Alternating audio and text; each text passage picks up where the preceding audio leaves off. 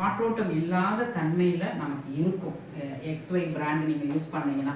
இப்போ இதே ஃபெமி பார்த்தீங்கன்னா, இப்போ நான் இந்த டம்ளரை எடுக்கிறேன், உங்களுக்கு பாருங்கள், இப்படி நான் தொடக்கிறேன் அப்படின்னா அந்த நீராவி தெரியுதுங்களா? இப்போ இந்த பபிள்ஸில் உங்களுக்கு வந்து நீராவி இருக்குது.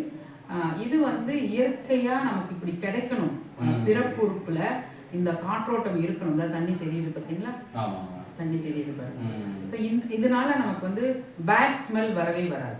ஓகே, இவ்வளோ ஒரு இப்படி இந்த மாதிரி ஒரு பொருளை நாங்கள் கொடுக்குறோம் அப்படின்னா இது விற்பதை விற்று இதை சம்பாதிச்சு செல்வந்தர் ஆகணுங்கிற நோக்கம் அப்படிங்கிறது அதிகம் கிடையாது. நான் நல்லா இருக்கேன், யான் பெற்ற இன்பம் பெருக வையகம், அதுதான். நாமளும் நல்லா இருக்கணும். ஒரு பெண்ணுக்கு தான் தெரியும் அந்த இன்னொரு பெண் கஷ்டப்படுறது எப்படின்னு.